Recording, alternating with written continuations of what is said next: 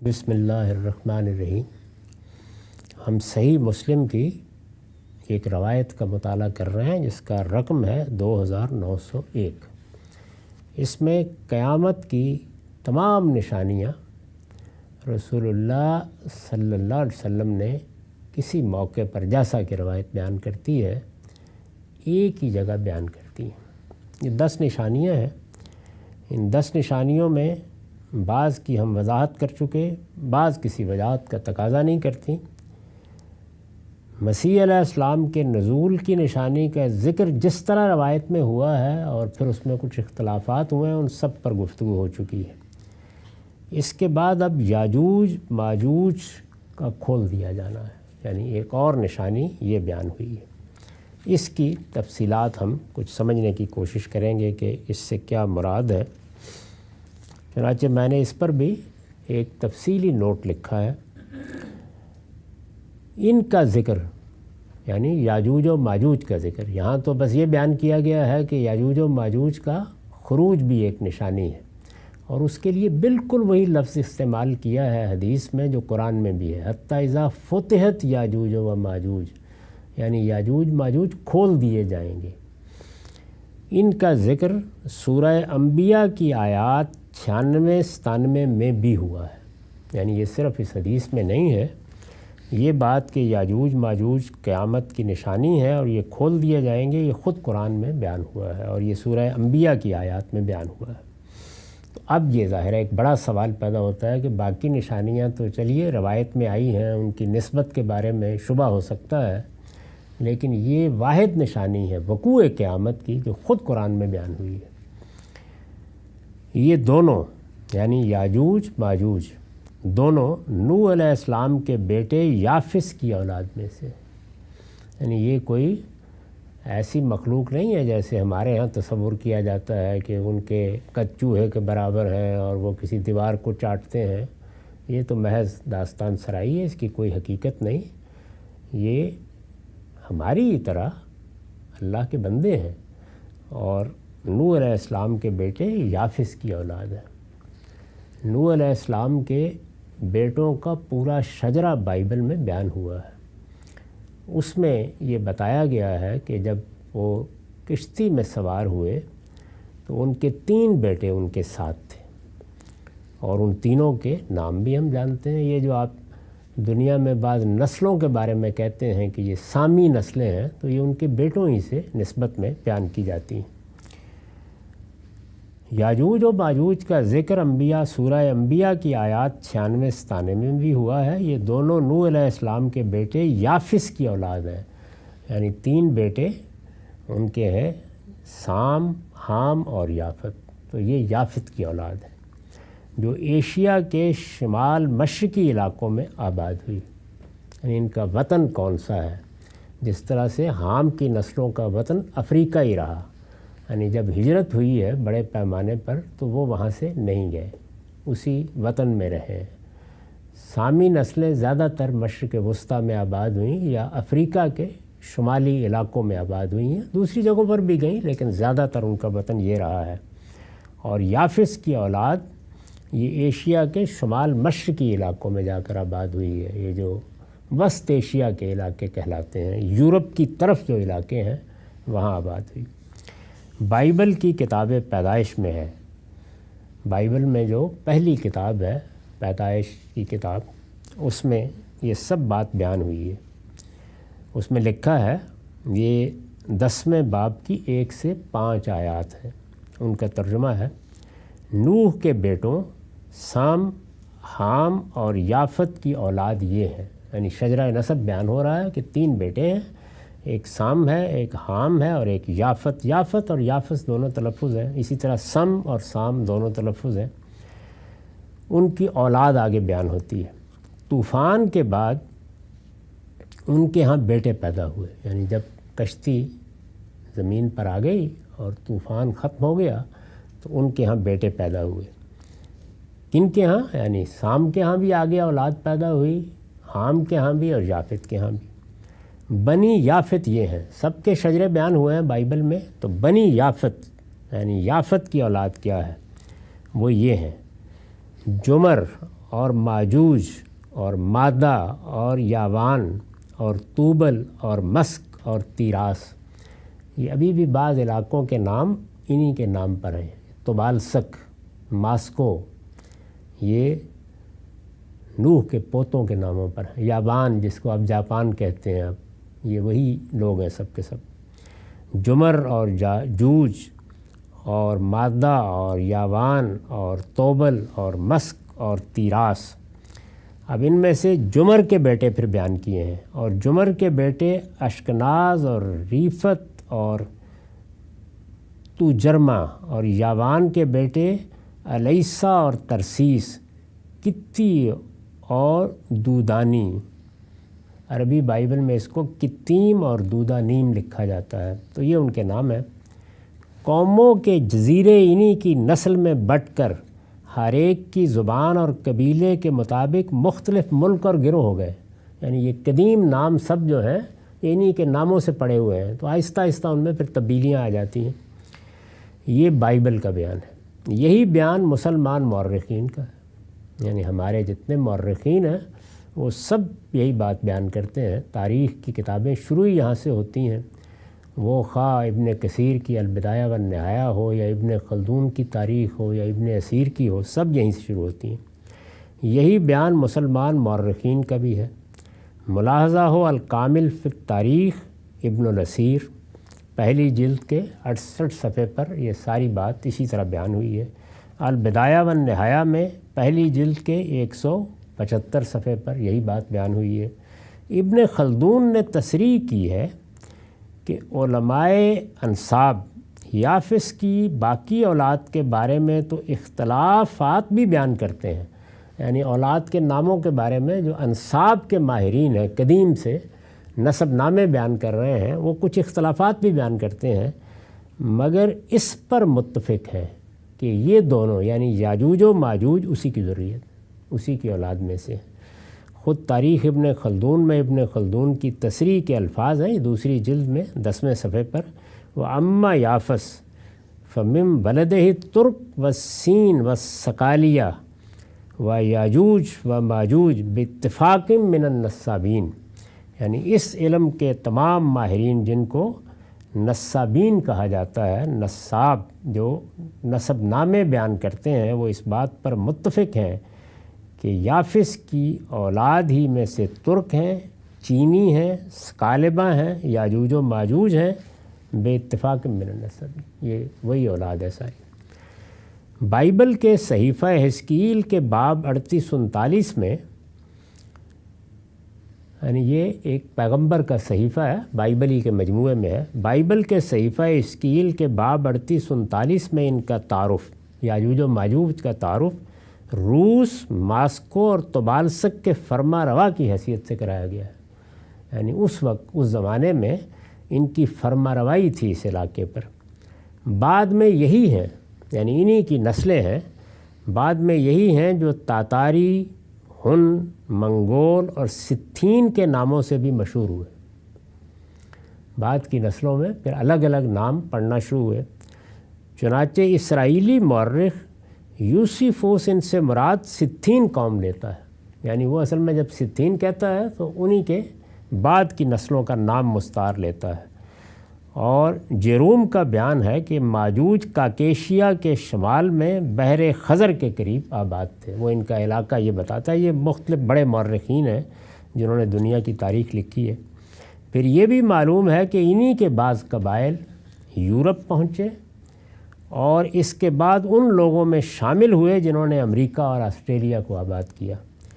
یوحنا عارف کا جو مکاشفہ بائبل کے آخر میں نقل ہوتا ہے، ان کی روح سے، اس کی روح سے، یعنی یہ تو حزقیل کا بیان تھا یا مختلف مورخین کا، اس کے بعد آخر میں، بائبل کے آخر میں یوحنا عارف کا مکاشفہ ہے، اس کی روح سے ان کے خروج کی ابتدا، یعنی کب ہوگا ان کا خروج۔ خروج کا مطلب یہ ہے کہ یہ دنیا میں اپنی جگہ پڑے ہیں، ان کی سلطنتیں قائم ہیں، بادشاہی کر رہے ہیں، دنیا میں نکلیں گے ایک غلبہ رکھنے والی قوم کی حیثیت سے، تو وہ کب ہوگا؟ تو اس سے یہ معلوم ہوتا ہے کہ ان کے خروج کی ابتدا نبی صلی اللہ علیہ وسلم کی بعثت کے 1000 سال بعد کسی وقت ہوگی۔ اس میں بالکل تعین کے ساتھ رسول اللہ کا ذکر کیا گیا ہے اور پھر بتایا گیا ہے کہ 1000 سال اس کے بعد یہ خروج شروع نہیں ہوگا، 1000 سال کے بعد ہوگا، جس کے آخر میں یہ زمین کو چاروں طرف سے گھیرے ہوئے ہوں گے۔ یعنی آخر میں پھر کہاں تک نوبت پہنچ جائے گی کہ بالکل یہ مشرق وسطیٰ کا علاقہ سینڈوچ بن جائے گا اور یہ چاروں طرف سے گھیرے ہوئے ہوں گے۔ ان کا فساد جب انتہا کو پہنچے گا تو ایک آگ آسمان سے اترے گی اور قیامت کا زلزلہ برپا ہو جائے گا۔ یہ یوحنا عارف کا بیان ہے۔ یہ بیان آگے کس طریقے سے نقل ہوا ہے، پھر اس بیان کے بعد کیا پہلو ہیں جن کی طرف توجہ کرنی چاہیے، اس پر اگلی نشست میں بات کریں گے۔ بسم اللہ الرحمن الرحیم۔ ہم صحیح مسلم کی ایک روایت کا مطالعہ کر رہے ہیں جس کا رقم 2901 ہے۔ اس میں قیامت کی علامات بیان ہوئی ہیں۔ ان علامات قیامت میں بہت سی علامتوں کو ہم سمجھنے کی صحیح کر چکے ہیں اور میں نے اس میں اپنا نقطہ نظر وضاحت کے ساتھ بیان کر دیا ہے۔ پچھلی نشست میں ہم یہ دیکھ رہے تھے کہ یاجوج و ماجوج کے کھول دیے جانے سے کیا مراد ہے اور یاجوج و ماجوج کون ہیں۔ اس میں بات یہاں تک پہنچ گئی تھی کہ یاجوج و ماجوج کے بارے میں تو مورخین بھی یہی بتاتے ہیں، بائبل میں بھی یہی بیان کیا گیا ہے کہ یہ وسط ایشیا کی اقوام ہے اور یہ یافس کے بیٹے ہیں، یعنی یافس کی اولاد ہیں، اور یافس سیدنا نوح علیہ السلام کے تیسرے فرزند کا نام ہے، سام، حام اور یافس۔ یہی 3 ہیں جن کی نسل پھر دنیا میں پھیلی ہے۔ حام کے بارے میں نے عرض کر دیا کہ وہ زیادہ تر افریقہ ہی میں رہے جہاں سے انسانی زندگی کی ابتدا ہوئی ہے، اور سامی نسلیں اصلاً مشرق وسطیٰ میں آباد ہوئیں اور انہوں نے دور قدیم کی بڑی بڑی سلطنتیں بھی قائم کیں۔ باقی دنیا میں بھی ہجرت ہوتی رہی۔ یہ لوگ یعنی یافس کی اولاد زیادہ تر وسط ایشیا میں آباد ہوئی۔ مورخین ان کا علاقہ بھی بیان کرتے ہیں، ان کی مختلف قوموں کا بھی ذکر کرتے ہیں۔ آگے ان کی اولاد جس طرح مختلف علاقوں میں پھیلی اور اب بھی ان کے آثار ان ملکوں کے ناموں کی صورت میں موجود ہیں، یہ سب بیان کرتے ہیں۔ اس کے بعد میں نے آخر میں عرض کیا تھا کہ اب یعنی موجودہ زمانے میں جو تصویر بن رہی ہے وہ یہ ہے کہ یہی قومیں ہیں جو پھر دنیا کو فتح کرنے کے لیے نکلیں، یعنی ان کے خروج کی ابتدا ہوئی اب سے صدیوں پہلے، اور ہم نے یہ دیکھا کہ انہی قوموں نے نکل کر کسی زمانے میں یورپ کو آباد کیا۔ پھر ایک خمول کا زمانہ آیا جس میں ان کے ہاں بھی بڑی سلطنتیں قائم ہوئیں، خاص طور پر سلطنت روما، یونان کے علوم پیدا ہوئے۔ مسلمانوں کی بھی ان کے مقابل میں یعنی سامی قوموں کی، بنی اسماعیل ظاہر ہے کہ سامی ہیں، بنی اسرائیل بھی بڑی سلطنت قائم ہوئی، تو معاملہ متوازی چلتا رہا۔ رسول اللہ نے اور قرآن نے پیشین گوئی کی کہ ان کا ایک عالمی خروج ہوگا، یعنی وہ تو کچھ علاقوں میں تھا، یہ عالمی خروج ہوگا۔ فتحت یاجوج و ماجوج، اس کے الفاظ قرآن میں سورہ انبیاء میں یہ ہیں کہ یہ کھول دیے جائیں گے۔ تو پھر ایسا ہی ہوا، یعنی یہ امریکہ جس میں ہم بیٹھے ہوئے بات کر رہے ہیں یہاں بھی پہنچے، اسی طرح سے پھر یہاں سے باقی دنیا کی طرف بھی جانے کی ابتدا ہوئی۔ یہی اقوام ہیں جنہوں نے مشرق بعید تک کے ملکوں پر جا کر حکومت کی، اور سلطنت برطانیہ کے بارے میں تو یہ کہا جاتا تھا کہ اس میں سورج غروب نہیں ہوتا، وہ سب ہوا، اور پھر اس کے نتیجے میں یہ پوری دنیا کو ایک طرح سے دائرے میں لینے میں کامیاب ہو گئے، اور دنیا کی بڑی طاقتیں ہیں جو حکومت کرتی رہیں، اور پہلی دوسری جنگ عظیم میں جب مسلمانوں کو یا ان کی سلطنت عثمانیہ کو شکست ہو گئی تو عالمی سطح پر ان کا غلبہ قائم ہو گیا۔ اس وقت عالمی سطح پر یہی قومیں حکومت کر رہی ہیں، اور انہوں ہی نئے نظم کے لیے یہ اقوام متحدہ کے ادارے اور یہ سب چیزیں بنائی ہیں جتنی بھی ہیں۔ اس کی خبر بھی دی گئی ہے، اور یہ یوحنا عارف کے مکاشفے میں مکاشفے کے اسلوب میں بیان ہوئی ہے، وہ پڑھنے کی چیز ہے۔ یہ بائبل کا آخری باب ہوتا ہے۔ یوحنا عارف کا جو مکاشفہ بائبل کے آخر میں نقل ہوتا ہے، اس کی روح سے ان کے خروج کی ابتدا نبی صلی اللہ علیہ وسلم کی بعثت کے 1000 سال بعد کسی وقت ہوگی۔ اس میں تعین کے ساتھ یہ کہا گیا ہے کہ پھر وہ آئے گا کہ یدعا صادقاً و امینہ، جس کو صادق اور امین کہا جائے گا، اور وہ ایک سفید گھوڑے پر سوار ہوگا اور وہ سلطنتوں کو رونڈ ڈالے گا، اور پھر دنیا میں شیطان قید میں رہے گا، اور 1000 سال تک یہی صورت رہے گی۔ پھر 1000 سال کے بعد اس دنیا میں ایک نئے دور کی ابتدا ہوگی۔ اس کی روح سے ان کے خروج کی ابتدا نبی صلی اللہ علیہ وسلم کی بعثت کے 1000 سال بعد کسی وقت ہوگی، ابتدا ہو جائے گی، یعنی اب نکلنے کا عمل شروع ہو جائے گا، جس کے آخر میں یعنی پھر آہستہ آہستہ یہ زمین کو چاروں طرف سے گھیر لیں گے، جس کے آخر میں یہ زمین کو چاروں طرف سے گھیرے ہوئے ہوں گے۔ ان کا فساد جب انتہا کو پہنچے گا تو ایک آگ آسمان سے اترے گی اور قیامت کا زلزلہ برپا ہو جائے گا۔ یعنی اچھے کام کریں گے، دنیا میں سلطنتیں قائم کریں گے، نظم قائم کریں گے، دنیا کے علوم کو ترقی دیں گے، لیکن پھر ایک وقت آئے گا کہ جب فساد برپا ہو جائے گا۔ تو وہ فساد جب برپا ہوگا تو اس کی ایک لحاظ سے آپ کہہ سکتے ہیں کہ آڑی میں سے قیامت نمودار ہو جائے گی۔ تو اس لیے اس کو قرآن نے علامت کے طور پر بیان کیا ہے۔ مکاشفے کے 20ویں باب کی 7 اور 9 آیات میں یہ بات اس طرح بیان ہوئی ہے، اور جب 1000 برس پورے ہو چکیں گے تو شیطان قید سے چھوڑ دیا جائے گا۔ یعنی جو عصر الایمان یا ایج آف فیتھ ہے، اس میں بھی شیطان اپنا کام کرتا رہا، لیکن قید خانے سے بیٹھ کر ہی خطوط لکھتا تھا۔ اس وقت صورتحال یہ تھی، چھوڑ دیا جائے گا۔ اور ان قوموں کو جو زمین کی چاروں طرف ہوں گی، یعنی جوج و ماجوج، گمراہ کر کے لڑائی کے لیے جمع کرنے کو نکلے گا۔